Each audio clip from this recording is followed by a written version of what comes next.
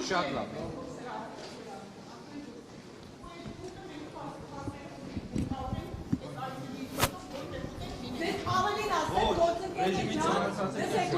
Ձեզ ավելին ասեմ, ԿՊ խմբակցության քարտուղար Արթուր Հովհաննիսյանը դեկտեմբերի 16-ին ազգային ժողովի աստիճանների մոտ սպառնացել է ինձ եւ իմ գործընկեր Սոնա Գրիգորյանին, որ դուք հեռացվելու եք։ Արթուր Հովհաննիսյանը այն պատգամավորն էր, որը թմրանյութի 0.24 գրամ թմրանյութի գործով քրեական վարույթով անցել է եւ այսօր եկել է մեզ սպառնալիքներ են հնչեցնում։ Արթուր Հովհաննիսյանը լրագրող է եղել ու իրեն ազգային ժողովի հետևություններ անեք, այո։ Են տվել լուսաբաններ, կան հարցեր են տեղ, որտեղ իրենց հարկացել է։ Սա ինչի մասին է խոսում։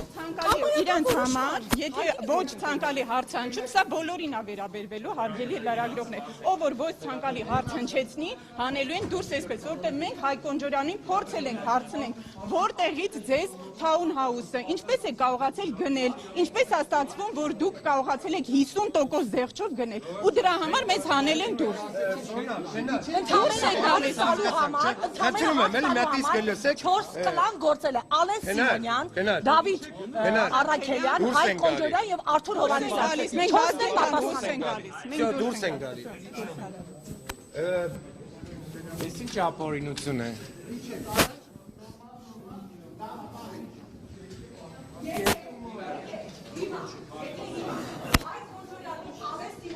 Դավիթ Առաքելյանի եւ Արթուր Հովհաննիսյանի թվում է, թե մեզ ազգային ժողովում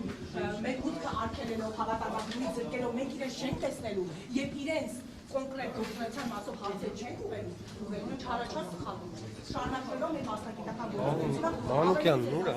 կոնկրետ մեծ ապուրինի հավատարմագրումից զրկելու մասով, բայց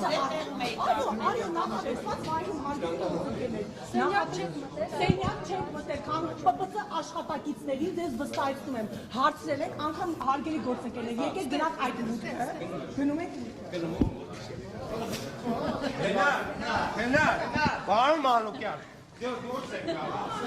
ուզում եմ մուտքը ցույց տամ, մուտքը, որը մեզ համար նախատեսված է եղել, Մանապանը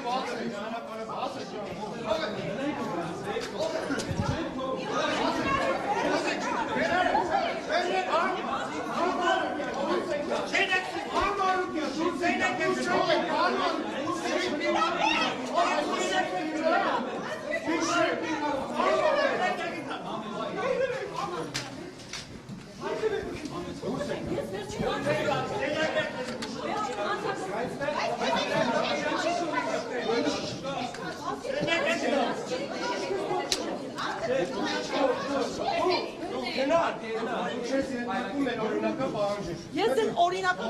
պահանջի չես երթարկում։ Ես սենյակ։ Պատգամավորի սենյակ պիտի գնալու եք տա։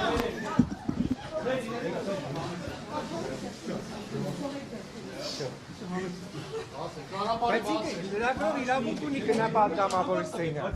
Թողեք իշեք բրդում եք ամենատարում։ Բայց հիմա դուք եք անօրինություն գործում, որովհետև թույլատրվում է, որ լրագրողը մտի պատգամավորի սենյակ։ Ամենեն հարգանքով Ռեժիմի խախտում է։ օրինական պահանջները չեք կատարում։ Դուք Ոչ, ռեժիմի երեք անգամ ինձ գոնե չէ։